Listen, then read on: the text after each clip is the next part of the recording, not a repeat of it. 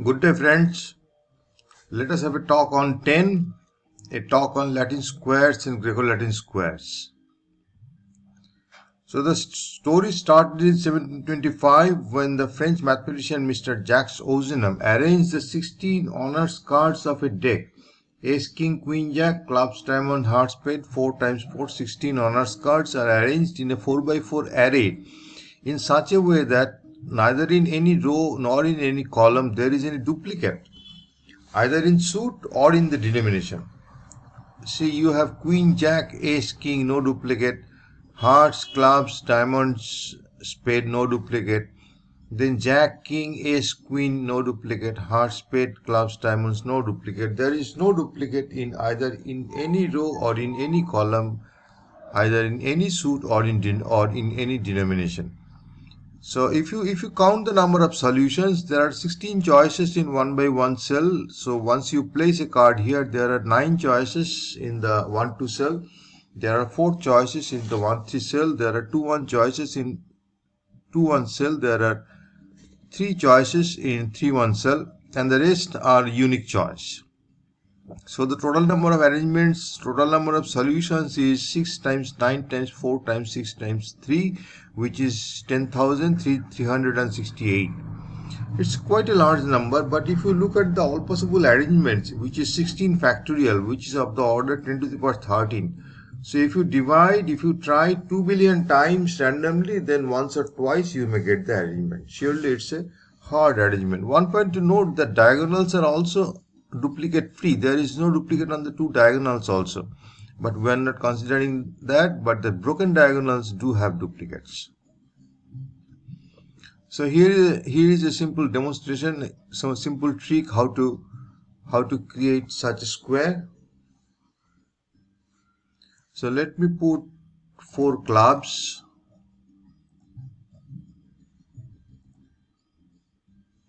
Let me put 4 aces.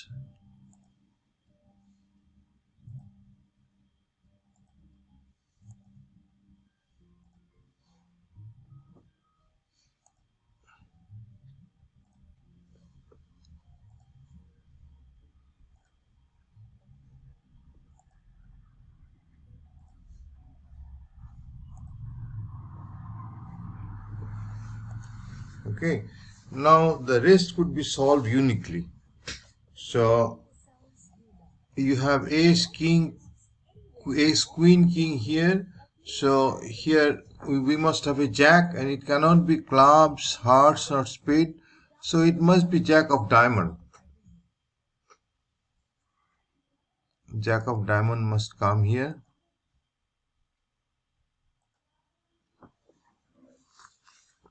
Then king of spade should come here.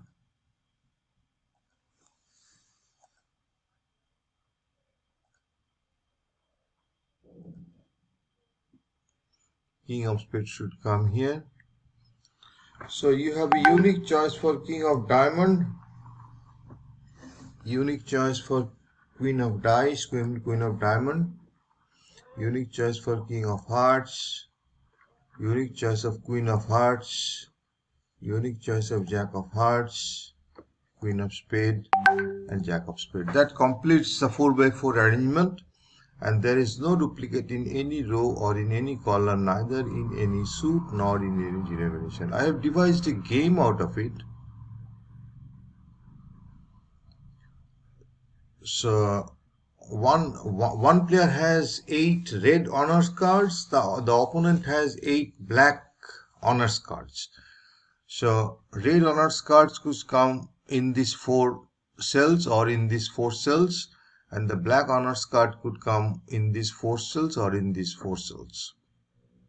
So player who put down their cards in turn, and one who puts the last card is the winner. So computer has asked me to put jack of diamond, so let me put jack of diamond.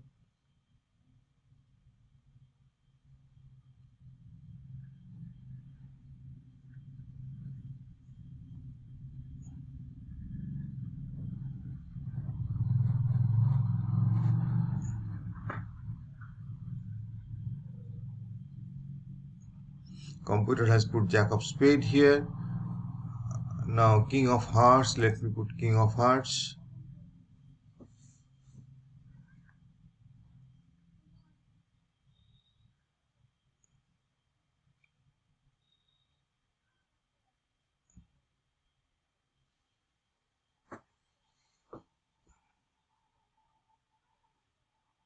Computer has put Ace of Clubs here. Now I am asked to put King of Diamond. Let me put King of Diamond.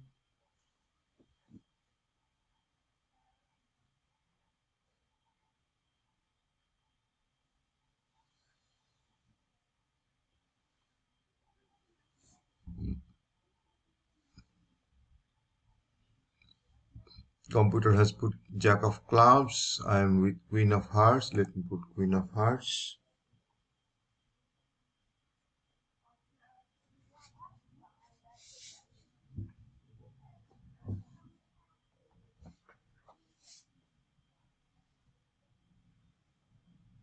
I have one choice for Jack of Hearts.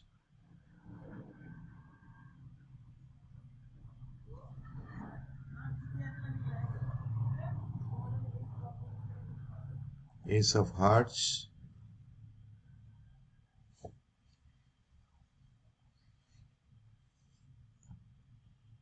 Ace of Diamond. And I won.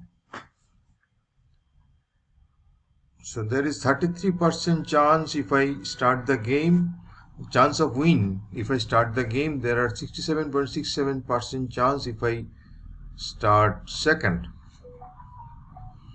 There is no place for any further black honors card. So I have given the last card as Ace of Hearts. So I have won, and my win percentage so far is 74.51. That's a nice couple game on order for Greco-Latin square. Now the mathematician won't stop at 4. They tried different sizes, 5, 6, 7, 8. In late 1700, 36 officers problem came up. The question revolves around arranging 36 officers of 6 different ranks to be drawn from 6 different regiments and are arranged in a square so that each line, both horizontal and vertical, there are 6 officers of different ranks and different regiments. So it's merely asking to construct a 6 by 6 arrangement as in the previous slide. The problem reached Euler. Euler tried and failed to construct a 6 by 6 arrangement, and it was confirmed in 1901 by French mathematician Gaston Terry through a proof by exhaustions that a 6 by 6 solution doesn't exist. So Euler was the first person to give a systematic attack to this problem. He considered the he denoted the suits as Greek square and the denominations as Latin squares, and used to call these arrangements as Greco-Latin squares.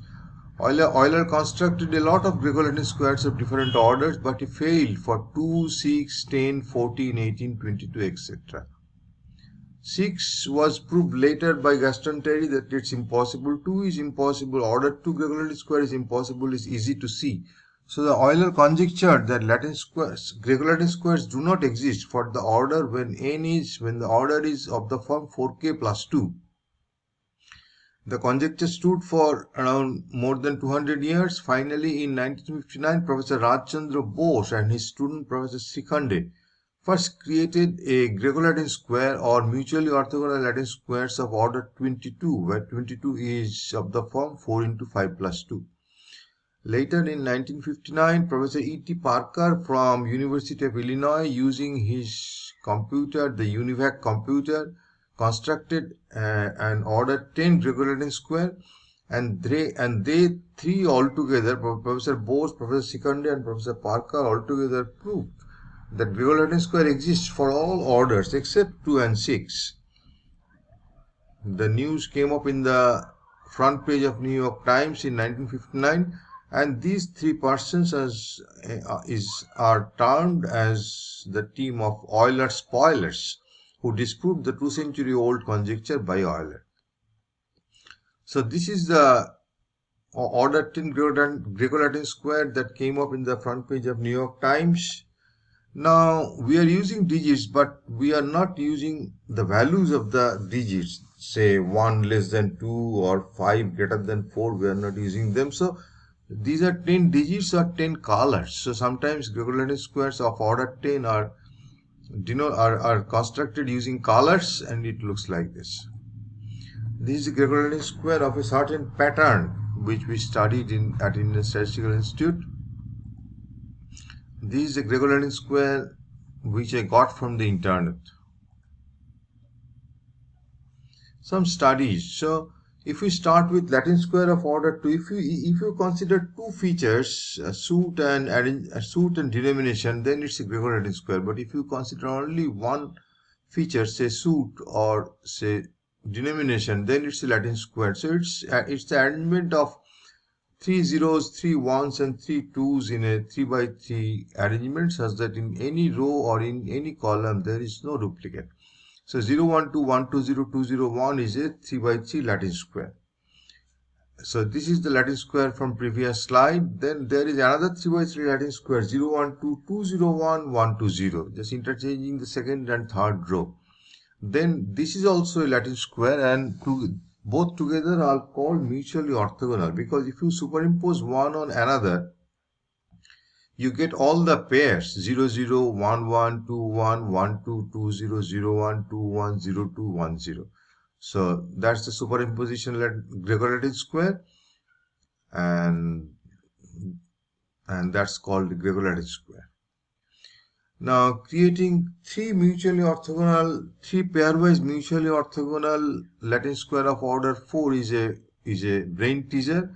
It's a complete set, because we have the tricky mathematical theorem that for any order size n, there could be at most n minus 1 mutually orthogonal Latin squares, which are n minus 1 set of Latin square which are pairwise mutually orthogonal. It's a good brain teaser to construct mutually orthogonal Latin square of order 4 by pure logic manually. I have some game here, some study. So if you put 4 distinct color into two 4 by 4 arrangement, you could solve them uniquely to get a pairwise mutually orthogonal Latin square. I'll pause the video here, and we'll come back when I get a solution. Okay, so I have got a smiling emoji here. So if I place 4 distinct colors in a 4 by 4 array, and then another 4 distinct colors in another 4 by 4 array, now one can solve it uniquely to get a pair of mutually orthogonal Latin square. I would use my unique choice button. There are two types of searches: finding unique color for a cell or finding a unique cell for a color.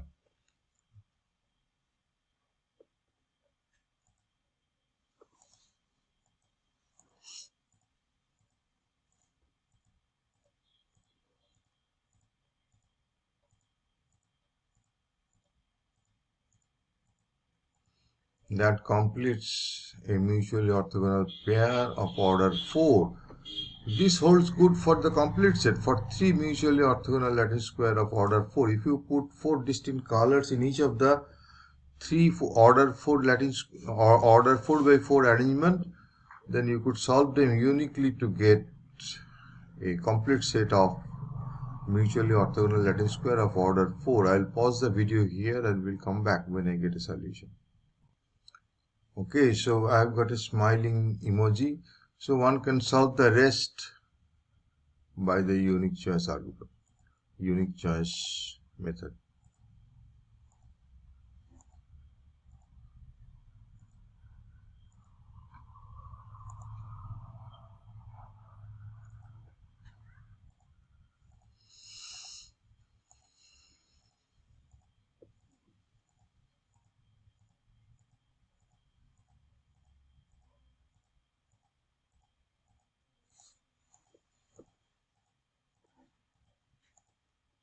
So that completes a complete set of order 4 mutually orthogonal Latin square.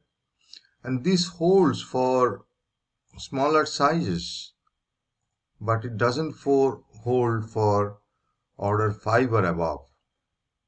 This holds for 2. There is only one Latin square. There is no Greco Latin square of order 2. For order 3,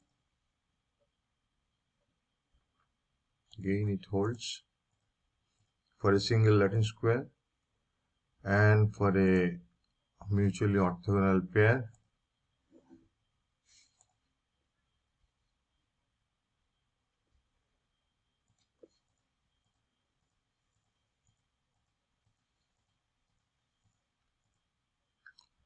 But for order 4, it doesn't hold when you consider one Latin square. If you put down, if you color 4 cells by different colors, then you won't get a critical set or get a configuration where you can solve the rest uniquely. This is impossible for 4 for one Latin square. But if you consider the duplicates, if you consider the critical set, a critical set of a Latin square or a Greco Latin square is the minimum number of cells that you color so that the rest could be solved uniquely. I'll pause the video here and we'll come back when I find the chart. I've got a solution. So you color 4 cells in the order in the 4x4 array, and the rest could be solved uniquely.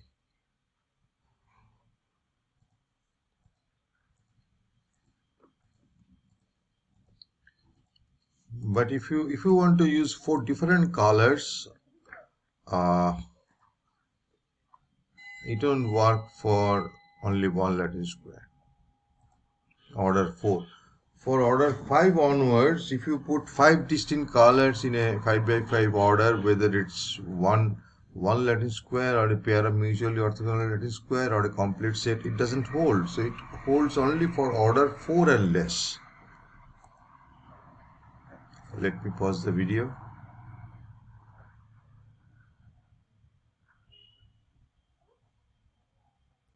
Okay, I've got a smiling emoji. So this holds for a pair of mutually orthogonal Latin square of order 4, and it extends to 3, but this doesn't hold for order above 4 for 5 onwards. So this is the mystery behind the Latin square. If you consider the standard format where the first row and first column are given, are in order 0, 1, 2, 3, 0, 1, 2, 3. Then for order 1, there is only one Latin square. For order 2, there is only one Latin square. For order 3, there is only one Latin square. For order 4, there are 4 Latin squares. For order 5, there are 56 Latin squares.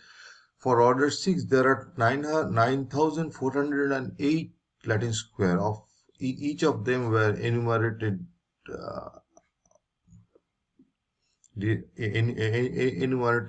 differently by Gaston Terry, and he proved that mutually orthogonal pair doesn't exist for order 6.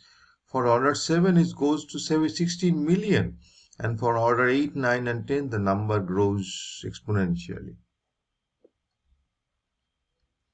So let us talk about a bit about Galois construction of Greco Latin square. So if the order n is prime or prime power, then you can consider Galois field of order n, and the addition table with n-1 first columns give you the complete set of mutually orthogonal Latin square of order n. There could be at most n-1. There is another one construction which is called Kronecker product construction of mutually orthogonal Latin square. If A1, A2 are 2 moles of order A and B1, B2 are 2 moles of order B, then Kronecker product of A1 and B1 and Kronecker product of A2 and B2 are 2 orthogonal Latin squares of order AB. So you can club 2 pairs of mutually orthogonal Latin square of different order to get a bigger mutually orthogonal pair of Latin square of when the order gets multiplied, order becomes a times b. So using Kronecker product in Galois field construction, one can construct all the Latin squares of all the orders except when the order is of the form 4k plus 2, that is 2 into an odd number. For odd number, we could create a Greco Latin square using Galois field and Kronecker product construction, but there is no Greco Latin square of order 2. So it is not possible to find Greco Latin Galois field and Kronecker product construction when the order is of the form 4k plus 2.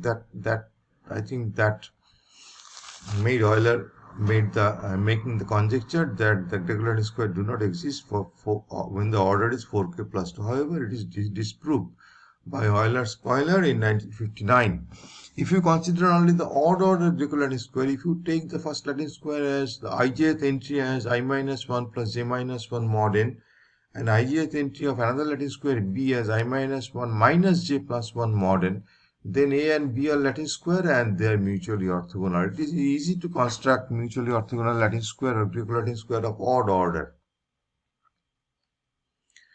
For even order, I have a sequential method which I'll display later that works for any odd order Latin square, but for even order Latin square it falls short by only last n cells. Otherwise, for Greco Latin square of even order, one needs to be a bit careful. Computer-aided proof. Professor E.T. Parker first published 2 moles of order 10 using unifact computer in 1959 before the four-color theorem proof by computer. So these are the early examples of computer-aided proofs.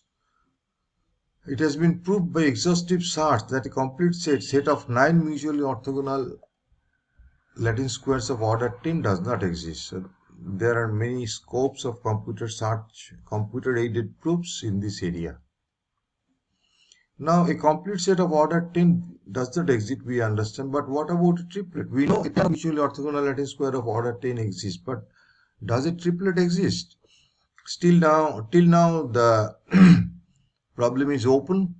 The farthest we could go is this example where these three are 3 Latin squares of order 10, and first and second are mutually orthogonal, first and third are mutually orthogonal, but second and third fail to be mutually orthogonal because of the duplicates. The colored cells are the duplicate entries. We have 6 1 here and again 6 1 here. We have 3 1 here, again 3 1 here. So we are falling short by 9 duplicates. I tried my hand in constructing triplet of 10, but I failed. I tried using different addition tables and multiplication tables and using Galois field method to construct a triplet, but it failed. Now I think of these triplet sisters who works with their mom in a UK hospital, or these triplet brothers, or these triplet sisters, aged fellow. Now applications. There are in statistics we have Latin square designs where you have 3 types of soil, 3 types of fertilizers, and 3 types of paddy seeds. So paddy seeds. So you need 3 times 3 times 3, 27 plots to study all possible arrangements. But if you use a Latin square design, so you have same soil in each row and same soil in each column, and you distribute the paddy seeds as P1, P2, P3, P2, P3, P1, P3, P1, P2, which is a order 3 Latin square, and you can find all possible combinations. The Greco Latin square has applications in scheduling problems. Suppose there are 2 teams. The first team consists of A, B, C, D, and the second team consists of 1, 2, 3, 4, and they are playing a table tennis tournament. Each player will play with each player of the other side. So there are 16 games to happen. There are 4 time slots and 4 days. One player cannot play twice in one day. One player cannot play twice in one time slot. So a Greco Latin square gives a solution of this scheduling problem. These are some applications of Latin squares and Greco Latin squares. So in January 2022, I was toying with the idea of group Latin squares. So in Latin square, there is no duplicate in each row. So each row is a permutation. So when the rows are closed under permutation composition, we get the rows of the Latin square form a subgroup, and we call the Latin square a Greco-Latin square. So it is easy to, when n is odd, you can consider an acyclic permutation of digits 0 to n minus 1 and 1 a square a cube up to a to the power n minus 1 forms the rows of a Latin square. So the rows of the Latin square form a group closed under composition, and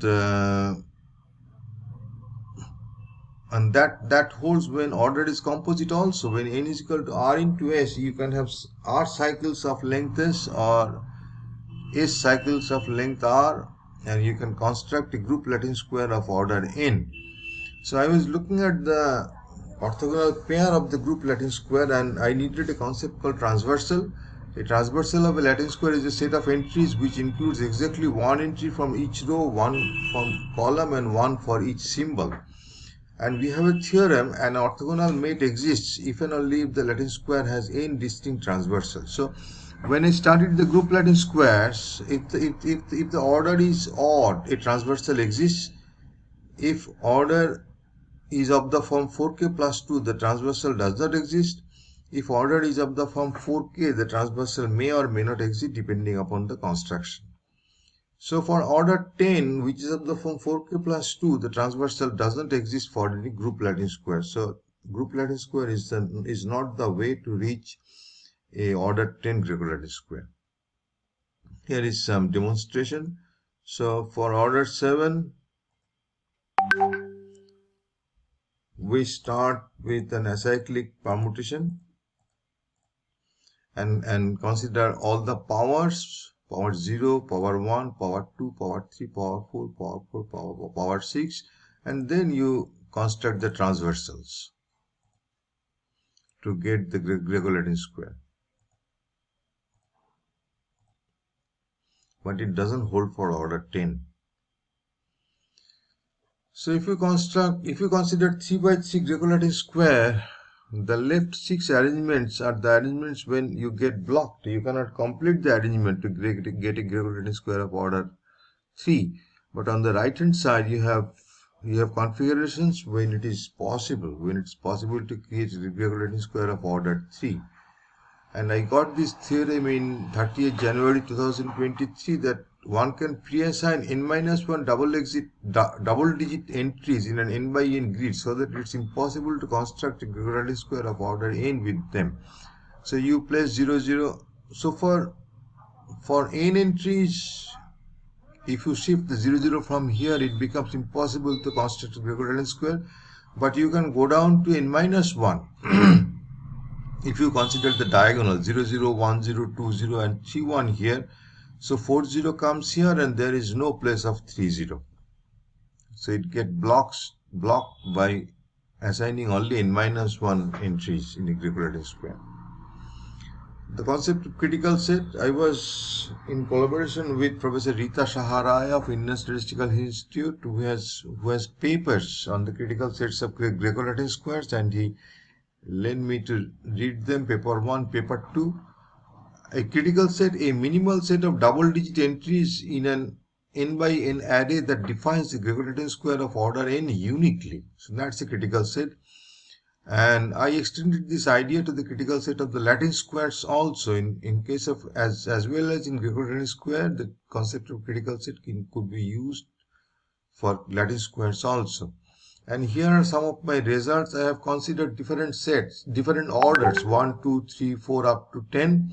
And these are the sizes or the upper bound of the minimal critical set of the Latin square of different orders.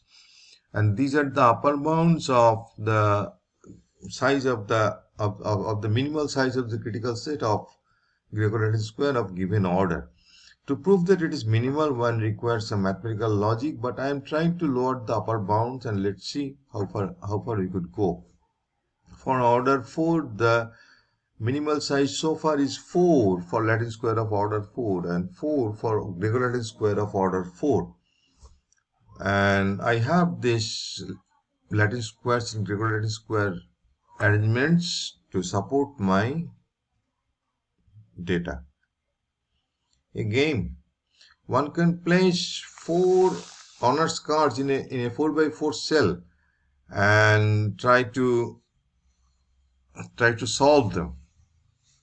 So I have got these arrangements. So let me, and the emoji is smiling. So let me solve them by unique choice argument.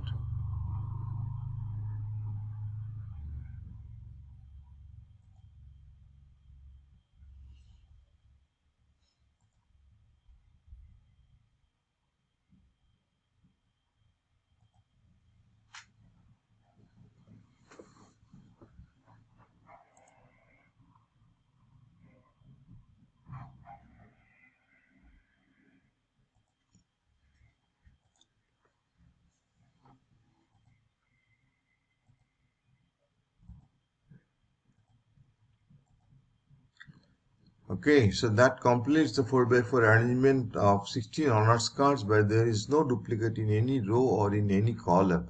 So starting from this position, it's a nice game to complete the blank squares, and this could be done for smaller order too.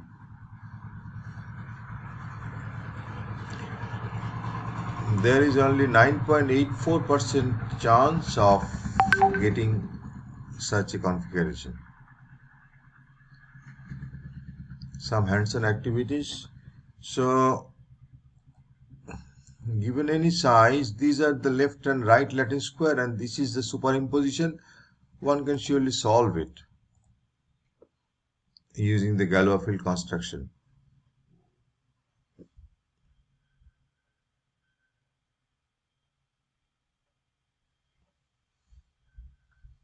Okay, for I have the algorithm to solve for a Greco Latin square of order 10, but I am not going into it. So here is, in the previous slide we have two Latin square and their superimposition. Here I have only one Latin square, and one can cross 70s if one starts assigning entries randomly. Here I, J, Vi, Vj are all random numbers between 0 to 9, and I am just placing them.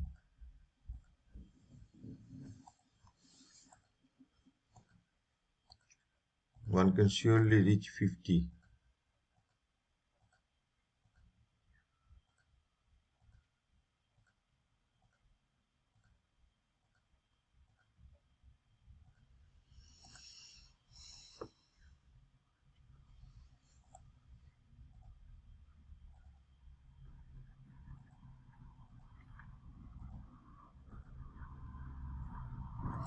Constructing a Gregorian square of order 10 is a good challenge. I am yet to succeed it, but I don't know whether anyone could construct a Gregorian square of order 10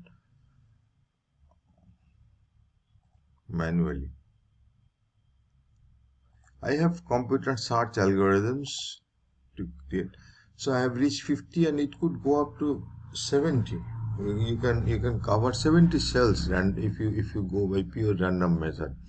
But to finish with the complete set with a complete Gregorian square is very difficult. So here it comes about. Here it talks about Latin square. So I could take, considering a 6 by 6 Latin square, I am assigning digits randomly.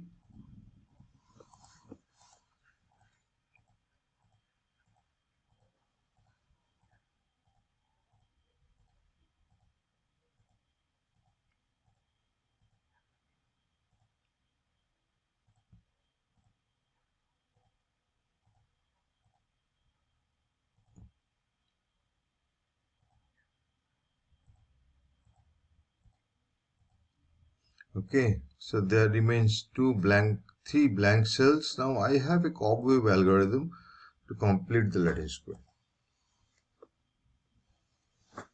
That completes the Latin square. Now this is the sequential method which I plan to demonstrate to you. For order 10, I could start from the top left corner 0 0 0 1 0 2. So I'll pause the video and we'll come back to the end when I finish this method. So we are back. I'm finishing my Greco-Latin square, my sequential method for Greco-Latin square of order 10. It could fill all the cells except the last 10 cells, and for any odd order it works perfectly. 88, I could put up to 89 starting from 0 0, and the rest is impossible.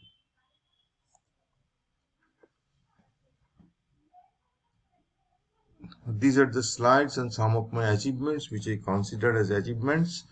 On 5th of March 2023 Sunday, I could get my first Greco-Latin square of order 10 following the RMM table of ISI. These are some unique patterns. This is a Greco-Latin square of order 3, and this has got 3 to 9, and the rest was solved by computer search.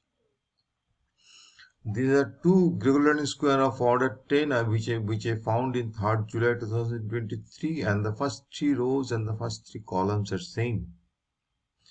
These are the 3 Greco-Latin squares of order 10 where the first 3 rows and the first 3 columns are the same. These are simple multiple solutions by the computer search. This is the 3 Greco-Latin square of order 9. 9 could also be solved in the same fashion, and the first 3 rows and the first 3 columns are same. This is a Greco-Latin square of order 5, where not only the rows and the columns but the diagonals and the broken diagonals are also free of duplicates. This could be done for any odd order. For even order, say for 4, you cannot make your broken diagonals free of duplicates. This is the order 6 Greco-Latin square, which we know doesn't exist. So I could fill up 34 cells, leaving only the last 2 cells. So I consider this as an achievement. This is my game, a complete set of mutually orthogonal Latin square of order 3, and I have used 4 different colors in each of the arrays, and the rest could be solved uniquely, which I found in 20th November 2024. Here are some references. I have these books, Orthogonal Latin Squares Based on Groups by Anthony Evans, Latin Squares and Their Applications by Kidwell and Dennis, Discrete Mathematics Using Latin Square by Lawine and Mullen. So here is a paper which talks about the logical proof. I mean, in 1901, Gaston Teddy solved by exhaustive enumeration, but later logical proof came from a short proof of the non-existence of a pair of orthogonal Latin squares of order 6 by Stinson from Department of Computer Science, Canada, University of Manitoba. And this is the Bose-Seconde pair where they first came up with the existence of a Greco-Latin square of order 22, and this is the Bose-Seconde-Parker 1959 paper, after which they were called Euler-Speuler. Bose, Seconde and Parker further results on the construction of mutually orthogonal Latin squares. Okay, so this is the 1959. This is the 1959 paper by Professor Bose, Seconde and E.T. Parker for the results on the construction of mutually orthogonal Latin squares and falsity of Euler's conjecture. This is hard mathematics. I am yet to go through it.